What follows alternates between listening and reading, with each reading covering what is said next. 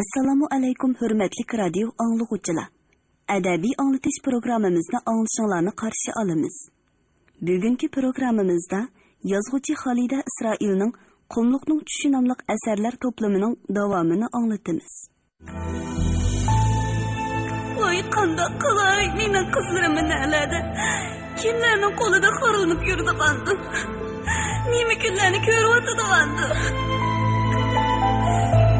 Ben her qaysini pek obdan bilaman. Chechani parqirtib tarashib olganing bilan insof yo'q senlarda. Onam meni, dadam meni. Nemishqa orzulabdiki, mening bundaq bo'larimni nemishqa o'ylamabdiki.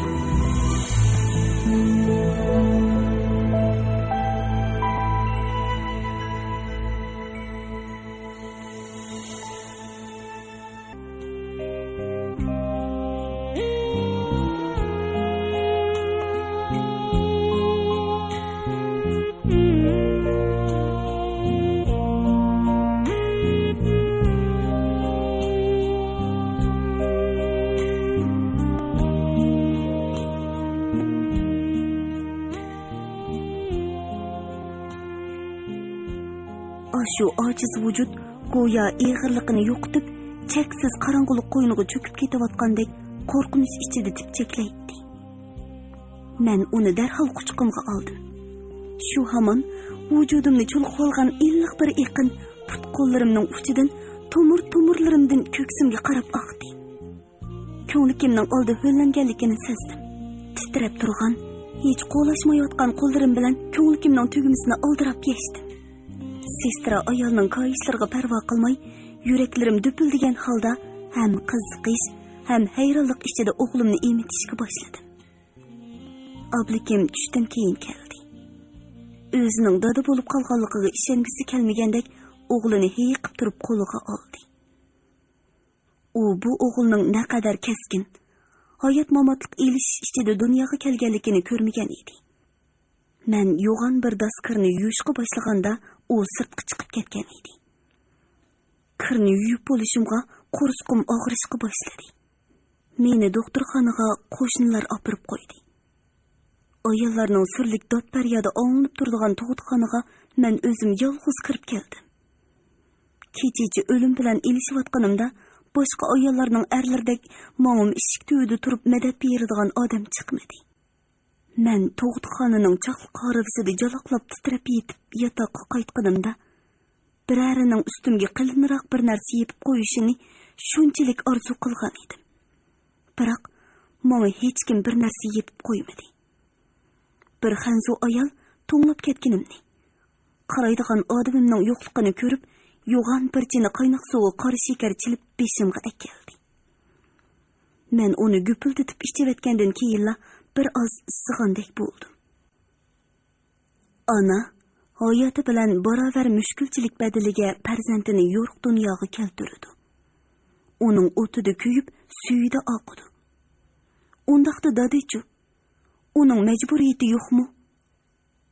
Oblikim kamdan kam uyda bo'ladigan chog'lardagi eng muhim ishi uyqu. Shu topda nelarda yuradigan? Men chiroqlarni o'chirib, uylarni aylandim. To'r pardalar derizlardan g'urqirib kirayotgan salqin shamolda to'xtamay lapildaydi.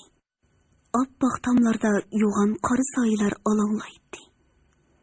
Koridordan, bolalarning uylaridan, oshxonadan shipirlagan ovozlar, o'tliq xo'rsinishlar anglangandek bo'ladi. Eshiklar o'zicha echilib yepiladi. Shu ovozlarni, shu xursinishlarni izlab chiqqanimda hamma yer jimjitlikqa cho'katdi.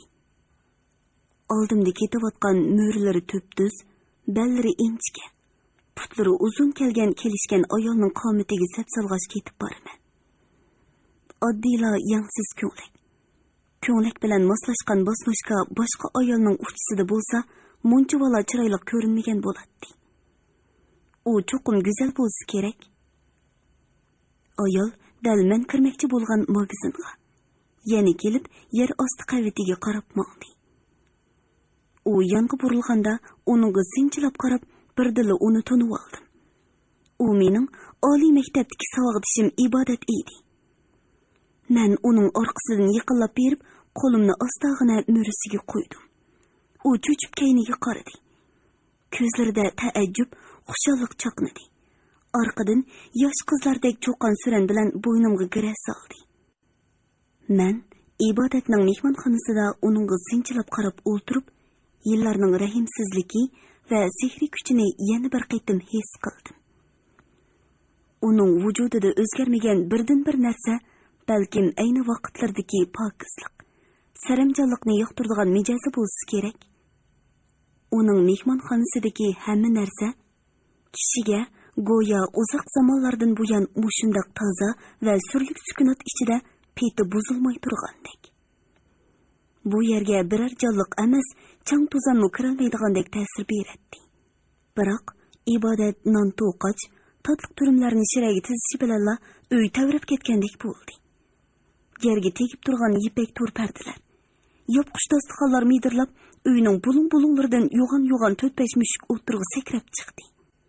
Tatliq turim tizilgan shirani aylanib, cho'rgilib yurishgan mushuklar Ibodat chaynakni ko'tarib oshxonaga chiqib ketishiga mening o'zlaridan qo'rqib o'tirganimni sezgandek birdili jo'linib ketishdi. Men ko'zlarimni chekchaytganimcha mushuklarning kayni-kaynidan shira ustiga sakrab chiqishqiniga, holrang ig'izlarini yirtqichlarcha yo'g'on echib miyanglashib, bir-biriga xirs qilishqinicha nozi ne'matlarini talashayotganiga qarab qaytib qoldim. Ibodat kirmagan bo'lsa, balkim uyni mushuklarga tashlab qochib ketadimikin tang. U mushuklarni mehribonlik bilan silab, bir-birlab yerga elib qo'ydi-da, muloyimlik bilan: "Qunduz, oltin, bugun uyda mehmon bor, gap anglanglar jumuxonlarim", dedi va piyollarga choy qo'yg'ach mushuklar to'g'risida so'zlashga boshladi. "Mening bu bolalarim bek qaraz o'qidi degina, diqqat qildingmikin? Hammasining nasli esil. Ovi oltin, chet el mushuki bilan yerlik mushukning oslini. Bolalarim deganimga kulyaptamsan? Salla emas, hamma odam kuladi. Kulayveringlar, o'zinglarning og'zi. Lekin mening kunim shular bilan o'tidi. Shularga qarab ko'nglim xush bo'ladi. Xalqning eri, bolalari bordi, meningchi, mening hech nimam yo'q." O'zlari to'g'riliq gap bo'linayotganda boshlarini egib, muloyimlik bilan miyanglashib turishgan mushuklar endi egisining o'zlari bilan onchkori bo'lmayotganligini ko'rib, ushtum-tut kayni-kaynidan shira ustiga sakrab chiqishdi. Ko'zni yumib ochqicha shiraning usti yana jang maydoniga aylandi. Choylari to'kilib, piyolalar sundi. Pasha, hayvallah, chiqisha uydan." Ibodat mushuklarga qahri bilan varqiradi. Putidagi sopni kashini selib, shiraning ostiga kirib olgan qunduzga qartib otdi. Nasli esil mushuklar faqat shu chaqdala yavaşlik bilan bir-birlab ishga qarab minishdi.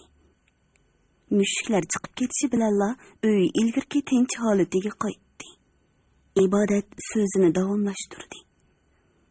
"Xalqning eri, bolalari bordi. Meningchu, 3 yig'izliq uyni cho'g'dek yasab qo'ydim. Lekin tomlardan muz yog'di. Oqshimi muzdek yotganda yolg'iz uxlab qolsam, ertigini yolg'iz qo'paman. Kechalari uyg'onib ketib qolsam qo'rqaman. Yolg'izlikdan, qorong'udan, kiyinlikimdan. Shundaq chaqlarda oyog'imda, boshlarimda midirlab yurgan mushuklarimni ko'rib, ko'nglim ozroq bo'lsa-mu taskin topadi. Ularning g'imida yurib, o'z g'imimni unutayman." U o'rnidan turib, ishkapdan bir qop Xontasan markalik tamaki bilan chiroyli chaqmoqdan birini akeldi.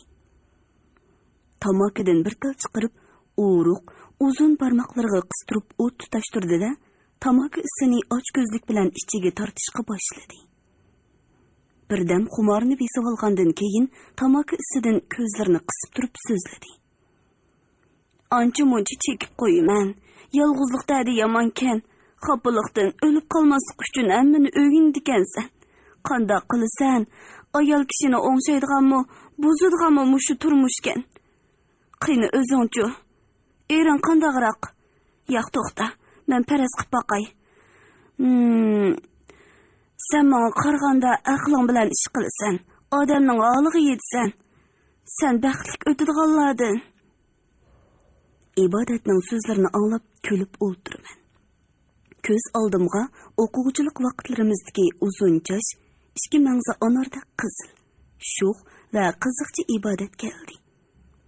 Uzun chochlarini egiz turib elib, atidan kechkichi top maydonidan kirmaydigan. O'ltirish, ko'ngil etishlarda naqsha aytib, usul o'ynab, yigitlarning ko'zlaridan o't chiqarib yetadigan ashu ibodat bugun mushuk beqib ko'ngil ochadigan baxtsiz tulxotinga aylanib qolgan edi. İnsan ko'ngli ajoyib narsa. Davomliq birga o'tadigan jon-jigar yaqin odamlaringga, hatto ota-onangga, urug' tuqqanlaringga to'kmagan ko'ngil siringni biror notunish kishiga yoki oyda yilda uchirtirgan biriga to'kkin keladi. Ibodat mendan ering qandaqroq adosh deb so'raganda, men muazzaldan hech kimga tinmagan. Ichimga to'shib ketgan dard alamimni to'kib etdim. U so'zimni anglab bo'lib, sovuqqina ohangda so'radi. "Endi qanday qilay deysan?" "Bilmayman. Nika ulug' deyishidi ekan. Yaxshi bo'lsin, yomon bo'lsin, o'zing bir uyda yashagan odamga yana bir yerlaring tortishidi ekan. Yana bir turib umringga iching og'riydi ekan. Menda nasihat bo'lib qolsin adosh. Ajrashiman degan gapni hargiz og'zingga olma. O'tning teshida ko'ygandan ichida ko'ygan afzal. Iyiq bo'lsa-mu, erim bo'lsa deb bekor aytmabdi ekan. Yolg'iz xotin kishiga bu kunlarni o'tkazmak bek taskan adosh. Ba'zida o'ylab ketaman. Meni oladigan tuzukroq bir bo'lsa, bir tiyin chiqim qildirmay to'yni o'zim qilib tegatdim. Sening qandaqli bo'lmasin, ering, bolalaring bor. Bilmaysan. Bo'ldi. Erning gapini qo'ya. Er degan shunda qoltis narsa mozadi. Bir-birimizga qarashib jim bo'lishib qoldik. Ikkimizning dardi bir-birimizga ayon edi. Ikkimiz baxtsiz edik. Bu kunlarni qandoqmi o'tkazamiz adosh? Yo o'lvog'li bo'lmasa? Har kuni atdiganda ishga ketsak, qorong'i tushganda ishdan tushimiz, televizor ko'ramiz, tomoq yeymiz, uxlaymiz. Atsimi shu, o'ginimi shu. Har qitim aynak qarg'inimizda kunlarning ma'nisiz o'tib ketayotganini, qiyirib ketayotganimizni o'ylaymiz. Men kunlarning birida sumka bilan yomg'irlik chopinimni elib, yiroq bir yerlarga ketsam, egiz tog'larga chiqsam, qumliqlarni kessam, zerikanda ondan uyga qaytib kelsam deb o'ylab ketaman. Shu chog'da meni chaqirib olgin, biroq jur'atliroq bo'lish uchun avval buni ko'tirib. Senda kim narsa dal jur'at. Ibodat men bilan chiqishqash, ikki romkaga to'ldirib uzum horiqqa qo'ydi. Avval o'zi romkani qo'liga elib bir ko'tirib ichivatdi. Biroq men lavlarimni tekkizdim-yu, ichishga jur'at qila olmadim. Ibodat kayni-kaynidan bir necha romkani bo'shatdi. Mening oldimdagi bir romka qanday qizil suyuqliq shu peti qoldi. Dushanba kuni ataganda oblakim bir necha qur ko'ngliki bilan ichki kiyimlarini sumkaga soldi. Uzoqdan bir chetda tashlaqliq turgan apparatni oldi. Eshikdan chiqar chig'ida odatdagidek qilib, "Idoraning ishi bilan ketyapman. Shanba kuni kelaman" deb qo'ydi. Men tushga yaqin uning idorasiga telefon berdim. "Voy, yaxshimisiz? Oblikimni chaqirib qo'ysangiz bo'pti ekan." "Oblikim oilasida dam yeyotdi." Birari menga chaqchaq qilyapamdikina. Telefonni qo'yib o'rnimga kelib o'ltirdim. Qo'limni peshonamga tirab, o'zim bilan o'zim kuldim. Kulkamning oxiri esadashga aylandi. Yig'amni, ko'z yeshimni boshqalarga ko'rsatmaslik uchun suvxonaga chiqib ketdim. Ko'cha avtobusida o'ri turman. Bir qo'lim yuqorida, bir qo'lim sumkamda. Oyog'im qistab og'riyotgan putimni sal aram topqizish uchun ko'tirdim-yu, ikkinchilab o'rniga qo'ya olmadim. Avtobusda mening bir putim emas, yana siqqudekmi o'rin yo'q. Nagila qaramay, hasravotgan, vaysavotgan, tilishivotgan egizlar, choplashib turgan boshlar, mo'rilar, bilaklar. Xuddi bir yumurda aytilgandek, Jungoda odam eng ko'p joy avtobus. Avtobus Jungo jamiyatining ixcham ko'rinishi. Saodat bilan dinlarning ma'nilik qarashlari. Ko'chilab gap so'rashlardan qutulish uchunla tushdan keyin arzimas bir ishni bahona qilib, bosma zavodiga berib keldim. Vaqt tehi bo'ldir. Odatdagi kunlarda bo'lsa, uyga birdan bo'lsa-mu bo'ldiroq qayta olganimdan xushal bo'latdim. Ammo bugun uyga qaytqum yo'q. Avtobus to'xtamasa, tiqmoq urushib tillashyotgan. Menga diqqat nazarini selib qo'ymaydigan kishilar to'pi ichida hech narsani o'ylamay ketaversam. Avtobus xuddi yukning ziyoda ig'irligidan zararlanayotgandek so'zib g'ichildaydi. Sonsiz metal zapchas, ventillarning titrishi, surkilishidan hosil bo'lgan o g'alati ovoz odamlarning ovozi. Ko'chadagi shovqin bilan qo'shilib, kishining nervisiga tegadigan bo'g'iq ham zerkarlik bir melodiya hosil qiladi. Kishilar avtobusning tasqishi, oshu melodiyaning allaylishi ichida mugdayotgandek xiyolga petib turishidi. Bundoq paytlarda kishining xiyoliga xayrli ishlar kechmaydi. Kechidig'ini ishxonadagi ko'ngilsizliklar, o'rindalmay qolgan, kishini orom topqizmaydigan qaysi bir ishlar, erlarning vafosizligi, turmushning ma'nisizligi, bolalarning kundan kunga yotlashib sir bermas bo'lib ketayotganligi. Avtobus uyimga boradigan to'rt ko'chaning aylanmasidan burilishi bilan avtobus va odamlar bir tarafga qiysilib qoldi. Avtobusning oldi tarafidan kishining ko'nglini elishtirgudek kuchli benzin purqi keladi. Agar mush paytda kichikina eg'irlik ortib ketsa, avtobus o'rilib ketishi mumkin. Agar rostli shundoq bo'lsa-chi, avtobus birdilla lovuldab yenayotgan do'zaxga aylanadi. Bir-birimizning beshiga teniga dasab nijotlik yo'li izlashimiz. Biroq hech qaysimiz taqdirimizdan qochib qutula olmaymiz. Ko'ngilsiz xiyollarimdanmikin yoki benzin purqidanmikin beshim og'rib, ko'nglim elish qila turdi. Qistilib deraza tarafga o'tdim. Sirtqa, atrofdagi kishilarga nazar selishga boshladim. O'zim davomli ko'ktot, tuz, saranga, pechin piranikdek narsalarni setib oladigan do'konlar, kichik do'rxona, kitobxona, oliy darajali kiyim-kechaklar magazini. Bir ishga tonish chiroyi lip-lip qilib ko'z oldimdan o'tib ketdi. Oldimdagi o'rindiqda o'tir yoshlik ishga ayol o'ltiradi. Qosh ko'zlarining o'xshishiga qaraganda ochsimi bo'lsa kerak. Yeshi cho'ngroqi tashvishlik ham horg'in ko'rinadi. Uning g'amkin, ma'nisiz nazari atrofga tashlanadi-da, uzoqdan uzoqqa bir nuqtaga tikilib qoladi. Chiroyi uzoqqacha obdab ko'rmagandek tatrang'u, ammo texi husnidan ketmagan yana biri sirtqi so'z qiziqish bilan qarab o'ltiradi. Ishqisining o'tirsidagi og'zi ochiq yo'g'on so'mkadan kiyim-kechak, shalong, yo'g'on tishliq tog'iq, aynak, bir ikki pocha kitob jurnal ko'rinib turadi. Qaraganda doktorxonadan chiqqanlar bo'lsa kerak. To'liq saqiyolmadimikin? Bechorlarning chiroyida xushallikdan asar yo'q. Yo'l bo'yidagi bir-biriga o'linib ketgan egiz binolar endi shalonlashqa. Uylar, qo'rolar pakarlashishga boshladi. Endi bu yerlarda shahar sirtig'i tara.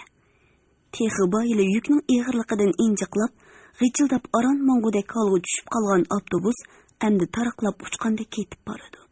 Avtobus derazasidan shahar sirtig'i xos, sap, salqin havo uriladi. Oxirgi bekatda heliqi ishga ayolmi tushib qoldi. Bilet sotquchi avtobusdan tushmay qaytib ketaman deganimni anglab meni "Mau xotin sarangmi nima?"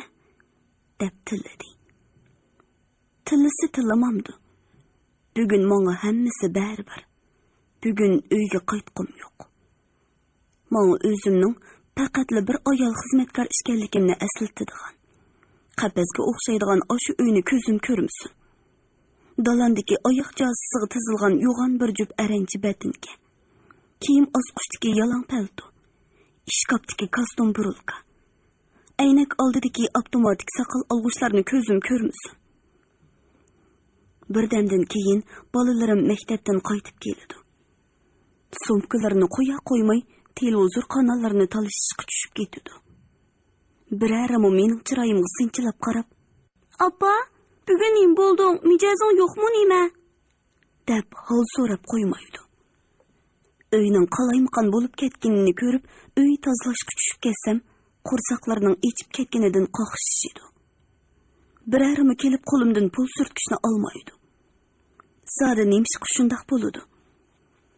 Men qalbimda borining hammasini, hatto hayotimni ularga otagan edim-ku. Bugun kechda ular o'z holidan o'zlari xabar olsin.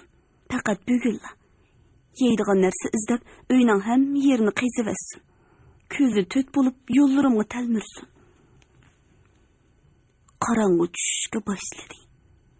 Yerim yo'lda chiroqlar chaqnab turgan bir qaynoq bozorda avtobusdan tushib qoldim. Hashamatli katta restoran, qahvaxona. Qahvaxonalarning oldidan ishtik o'tib, kichik, ammo pokiz bir oshxonaga kirdim. Oshxonadagi xaridorlarmi, chiroyi porqirab turadigan semiz ayol xo'jayinmi menga hayronlik bilan qaradi. Qarisi qaramamdi. Uyimdagidek issiq ham ochiq choydan o'tlag'ash o'ltirib, o'zim buyurtgan bir chini suyuqoshni saqlashga boshladim. Yo'q, saqlayotganim yo'q. Meningcha bo'lsa, oshpaz ustam hamma odamning hojatidan chiqib bo'lib, ondan mening suyuqoshimga tutish qilsin. Eng yaxshisi unutib qolsin. Oldimdagi shirada menga orqasini qilib 3 qiz bola. Ularning qarshisida tatrangu, illiq chiroy bir o'g'il bola o'ltiradi. Qizlar o'quvchi pasonida, ammo zamonga loyiqlashtirib kiyinishgan edi. Pardoz qilishgan edi. O'g'il bola qizlarni mehmon qilib kerak, o'zini cho'ng kishilardek tamkin tutishga tirishadi. Oralab qiziq gaplarni qilib, qizlarni kuldiradi. Atrofdagi o'rinlarda o'ltirishgan qiz hamrohi yo'q o'g'il bolalar chiroyli qizlarga, o'zi yolg'iz 3 qizni mehmon qilayotgan tatrangu yigitga havas bilan qarashadi. Men yaqin atrofda bir oliy maktabning borligini esimga oldim. Mening bir o'g'il savodishim o'sha maktabda o'qituvchilik qiladi. Oliy maktabda o'qiyotgan vaqtlarimda u menga talab qo'ygan. Keyin bir qiz bilan yurib bo'libmi? Osiya, senli ma'qullasang, men hech kimga qaramayman, degan edi. Qancha yillar bo'pti uni ko'rmagani. Bugun u meni bu oshxonada ko'rib hayron qolsa hayron qolar. Chaqchaqa elib turib, o'z vaqtida menga tekkan bo'lsang, bu kunga qolmasding de. Yoki chondirmay o'zining baxtini ko'z-ko'z qilib olar. Biroq biz yana chaqchaq bilan xo'shlashimiz. Oshxonadan chiqibla men uni unutib ketdim. Oshxonaga egiz bo'y, salobatlik bir kishi kirib keldi. Uning kirib kelishi bilanla oshxona texmi kichiklab ketgandek ko'rindi. U eshik tubida turib, oshxona ichiga ko'z yugurtganda ko'zlarimiz uchrashdi. U menga qarab kulimsiradi.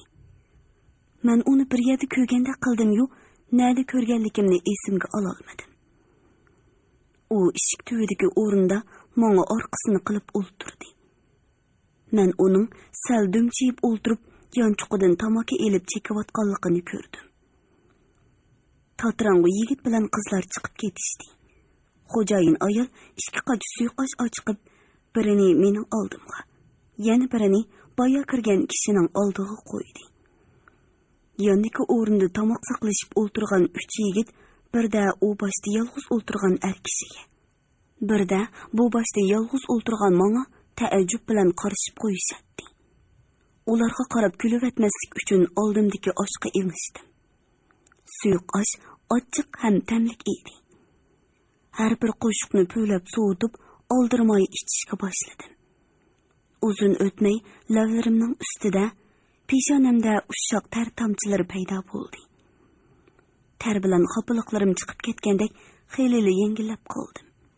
Har qaytim beshimni ko'targanimda boyiqi tanho kishining qovul, sal muchaygan dumbisini ko'raman. Qarag'ancha ko'ngil ko'zlarim bilan uning vujudini yerib o'tib, qalbini ko'rayotgandek bo'laman. Umu çoqum dünyanın ısıq soğuqını köp görgen. Dünyadan, adamlardan rayi yangan. Ömür vayet düşünüşke, mehir muhabbetke erişelmey köngül veyrançılıqını tentirip yürgen adam. Onun ustaxallardan çıkıp turğuni təsvirligisiz tenhalık, zerkiş hem hasret. Onundaki hissiyatlık adamlar teşna bolgan nersisiga erişelmese, yıldızıdan kurup ketavatkan çınardek tezli gulap ketidi. Acaba insan özü teşna bolgan mehir muhabbetini kişiler arasından tapalmaz mı? Sırtta meni yaz akşamının simsim yağmurluk sap havası kuçkıga aldı. Men piyodalar yolunu boylap aldırmay mengişke başladım. Keynimden birinin tez-tez qattiq dastlab mongan qadam tevishi anglandi va bargan seri yaqinlashdi. Kuchlik tamaki purqi singib ketgan er kishining hidi burnimga urildi. Yaxshimisiz? Yeningizda birdam hamroh bo'lib mangsam bo'lamdi. Men burilib qarab, boyiqa er kishining g'amkin kulimsirab turgan ko'zlarini ko'rdim va kulimsiradim. U men bilan yonma-yon mengishga boshladi. Men sizni bir yerda ko'rgan-ku deyman. Shundoq tek turdi. Biroq uning nima ahamiyati? Bir odamning ismining nimaligini, nada ishlaydiganligini, martabasi, jaddi jamiyati va hokazolarning hammasi amaliyotda quruq gap. İnsanning o'zini o'zi ahmoq qilishidan boshqa narsa emas. Muhimi, siz ko'zimga issiq ko'rindingiz. Bir qarabla sizni konu tunishimdek his qildim. Siz bilan paranglashqim keldi. Shunga kayningizdan keldim. Meni yomon odamlardan ekan deb o'ylab qolmagansiz, a? Hayot ajoyib qiziq narsa. Ba'zi odamlar bilan umr voyat birga o'ssangmi, ular sana umr voyat yod beti qoladi. Biroq birga ko'rishgan ba'zi odamlar sana shundoq yaqin bilindi. Texi boyli xiyolimdan o'tgan bu so'z uning og'zidan chiqib uzoqqacha sukut ichida mangdiq. Illiq, namxush, sap havo go'yo yurakni yo'g'an, illiq bir qo'l bilan silavatgandek huzurlantiradi. Bu shundoq kechda odamsiz ko'chada bir notanish kishi bilan ketib boratdim-yu, ko'nglimda qo'rqish, yotsirashdan asar yo'q edi. Balki hech qachon his qilmagan bir xil xotirjamlik, hatto baxtiyorlik tuyg'usiga cho'mgan edim. Men uning yana bir narsa deb qelishidan, oramizdagi nozik ham sirliq munosabatning birdili uzilib kelishidan andisha qilatdim. Andisha qilgan ish oxiri yuz berdi. Bir do'qmushda u. Mushu ko'chada bir og'inamning uyi bor. Xohlasangiz birdam yerimdan o'tirib chiqayli. Rahmat. Uyda bolalarim yolg'iz qolgan. Tezroq qaytmasam bo'lmaydi. U yana bir nimlar demakchidek yerga qarab bir pas turdi-da, birdili yonga burilib, tez-tez mengib ketdi. Uning sal mukchaygan qaddi ko'chaning do'qmushida g'oyib bo'lganga qadar hasrat ichida qarab turdim. Toza bir yig'lig'im keldi. İnsan o'zi tashna bo'lgan muhabbatni kishilar orasidan topolmasmi? Ig'ir hissiyotlar ilkida o'z-o'zimdan yana bir qitim so'radim. Qandoq bo'lishidan qat'iy nazar, men u kishini unutmayman. Uningga qalbimning cho'nqur qitida eng yaxshi tilaklarimni saqlayman. Chunki u sovuq, beparvo, shaxsiyatchi kishilar to'pi ichidan menga qarab kulimsirab kelgan. Qalbimda o'lganiga uzoq bo'lgan hissiyotlarni uyg'otgan. Menga o'zimning bir ayol kishi, yana kelib kishilarni maftun qilolgudek sehri kuchimni texi yo'qotmagan haqiqiy ayol kishi ekanligimni tunutgan birdan bir kishi. Dal shu chog'da sal nerida ko'cha chirg'ining ostida bir er bilan bir ayol uchrashdi. Ularning kiyim-kechaklari ko'na ham paskana edi. Erning choch soqollari o'sib ketgan. Ayolning chiroyi oftobda qoridab ketgan edi. Ularning chiroyidan chiqib turg'ini yasalmilik emas, balki kuchli hayotiy istak edi. Ular bir-biridan biror narsani yo'shirib ketmaydi. Ancha xavfsirashib ketmaydi. Ko'z yumib ochqicha orliqda ular qo'l tutishib ko'chani kesib o'tib g'oyib bo'lishdi. Shu topda qalbimni tinchsizlantirayotgan narsaning nafrat yoki suyunish ekanligini bilmayman. o'zimning to'g'ri ishkanligini yoki a'u aptapda kuyib ketgan ayolning to'g'ri ishkanligini bilmayman. Faqat menga qaraganda ularning Xudoga yaqin ishkanligini bilaman. Xudo bandalarni söyish va so'yilishga yaratgan edi. Biroq insonlar o'zlarining tarixida o'zlarining putqo'lini, erkinligini tushaydigan amr ma'ruf, ko'zi kishilarni ko'paytdiki azaytmadi. Toki yaqinqi asrlarga qadar ota-bobolarimiz ko'ngilning keyniga kirgan ayollarni, bo'libmi ayollarni jazolashning inson aqli yetmaydigan ajoyib va qabih usullarini ijod qilishdi. Biroq bu amr ma'ruf jazolash usullari yana bir qismlarning chekidan oshgan aysh ishratlari va zinoxo'rligini hech qachon to'siya olgan emas. Uyimga qaytib keldim. Dunyoda uydan yaxshi yerning yo'qligini, bu dunyoda bolalarimdan yaqin kishilarimning yo'qligini hech qachon bugünkidek chunqur his qilgan emasman. Shira ustida qattiq qo'rqman. Pechinalar chechilib yotdi. Chaynakdagi choy allaqachon sovib qopti. Men uxlayotgan bolalarimning peshonasidan so'ydim. Yotqanlarini tuzab qo'ydim. Kichik qizimning kirpiklaridagi yosh yo'qi texi qurimabdi. Qaraganda u hozirla uxlagan o'xshaydi. Men avaylab turib, uning nam ko'zlariga yana birini so'ydim. Oblikim dal qaralda qaytib keldi. U ko'zimga o'zgarib, yashirib qolgandek ko'rindi. Chochlarini keyniga qayirib torishida, yosh yigitlardek yurish-turishida yo'qolganiga uzoq bo'lgan bir jo'shqinlik paydo bo'lgan edi. Bo'libmi, yakshanba kuni uning atdiganda qo'pib, hojatxonaning uzoqdan buyon yepilmas bo'lib qolgan eshigini o'nglab qo'ygani meni sal hayron qoldirdi. Attiganlik tomoq vaqtida u yana bolalar bilan panglashqash o'ltirib, "O'g'lim, chechang o'sib qopti, yostib atgan", dedi. Qizlarning basnoshkisi ko'nrab qolganini ko'rib, bozordan yangisini elib berishga va'da qildi. Bolalarning ko'zi hammadan o'tkir. Ularmi? "Voy, dadam o'zgarib boshqacha odam bo'lib qopti-ku", deyishdi. Men ixtiyorsiz yosh vaqtlarimizdagi Mahinur uchimiz birga yurgan chaqlardagi xushqo'y, jo'shqin oblikimni esga oldim. O chaqlarda uning chin qalbidan suyadigan kishisi yenida edi. Qalbida muhabbat o'ti lovuldab turadi. U shu topda o'sha yillardagi oblikimga naqadar o'xshaydi ha? Muhabbat ana shundoq ulug' narsa. Uningda hamma odamning haqqi bor. Oblikim mendan topolmagan baxtni yana bir yerdan tepib olsa nim bo'pti. Uni muncha vala o'zgartirayotgan o ayol kimkin? Tushga yaqin ustunki qavatdan o'rindiqlarning taroq-to'riqi va oyoq tevishlari anglanishga boshladi. Qaraganda qo'shnilar mehmon chaqirgan bo'lsa kerak. Ayol o'tmay biri eshikni chekdi. Darvaqa ustun qavatdagilar oblikim ishkimizni chiqib mehmonlar bilan birga o'ltirishib bersanglar deb chaqirib kirishibdi. Qo'shnilarning uyida oblikim ishkimiz xuddi usta artistlardek xushal-xuram, baxtli bir juftning rolini oldik. Mundaq chaqlarda oblikim ko'nim mahoratini, menga yod bo'lib ketgan bir yurish qiziq paranglarni ishqa soladi.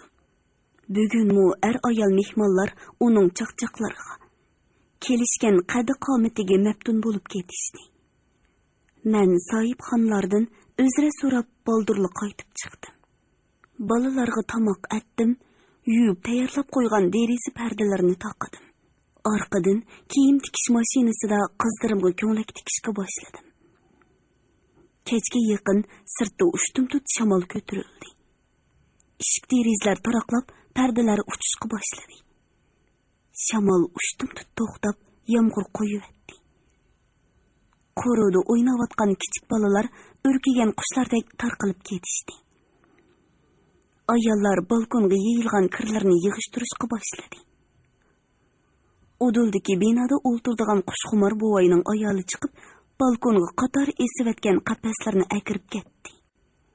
O'g'lim bilan cho'ng qizim televizor oldida Yaponiyaning karton filmiga maftun bo'lib o'ltirdi. Faqat kichik qizimli yo'q. Kiyim tikish mashinasining oldidan qo'pib, uni izlab sirtqa chiqdim. Yer jahon yomg'irning shovqini bilan to'lgan edi. Yomg'ir tomchilari go'yo osmon bilan zaminni tutashtirib turadigan son-sanoqsiz suzuk yipchilardek ko'rinadi. Yuyilib parqirab ketgan daraxtlar tantana qilayotgandek shaldirlaydi. Daraxtlarning yo'g'on yo'pirmoqlari so'q suvdan shurkangandek titrab, silkinib, marvoyi tomchilarni sirg'itadi. Qizim darvoza tarafdagi gullikda yumloq shipangning ostida yerga qarab so'ngziyib o'tiradi. Qo'lidagi inchik tayoq bilan rangdor qanotlarini juplab qaytib qolgan o'lik kepenakni asta medirlatib, yig'lamsirab gap qilyotadi. Qanotlaringni o'chi, oshqina qanotlaringni. Endi uchib kelsang seni qo'g'lamayman, hargiz tutolmayman. Gapimni angladingmi? Uchib boqqina. Sen o'lib qoldingmi? Nimishqa medirlamaysan? Men Apa. Qizim ishkimiz kepenakni yo'g'on bir tut daraxt ostidagi quruq yerga dafna qildik.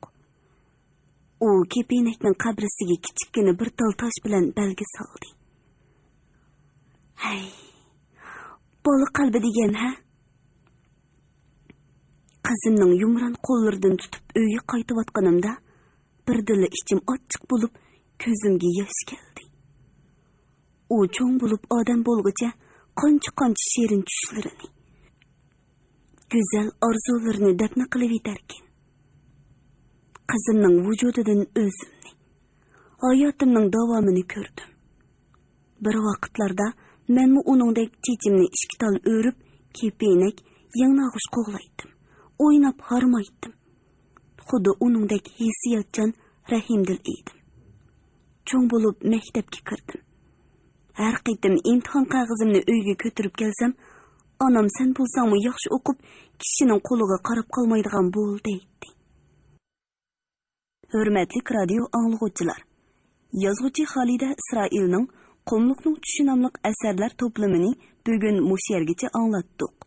Davomini ertadagi programmamizda anglag'aysizlar.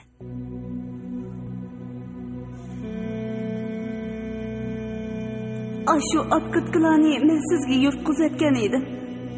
Amaliyotda men dardingizni tushunaman. Oblikim talada ko'ngil ochdi. Bularni o'ylasam, voy, akavri yigit, yaqindan bu yan ajab sirdamas bo'lib ketdingiz-a? Hali qishlar qanday bo'lib ketdi zodi? Men degan sizga undaq yana tunishtirmayman-chimi? Ularning oilasida huquq desa huquq, pul desa pul, obro'y desa obro'y bor. Qizim, ko'rdingizmi, tindaqda to'qtiqroq qizlardan. Uning ustiga dadasining qo'lida huquq bo'lg'ach, shaharning obdan yerdan yer elib, noyati katta uylarni soldirib ekan.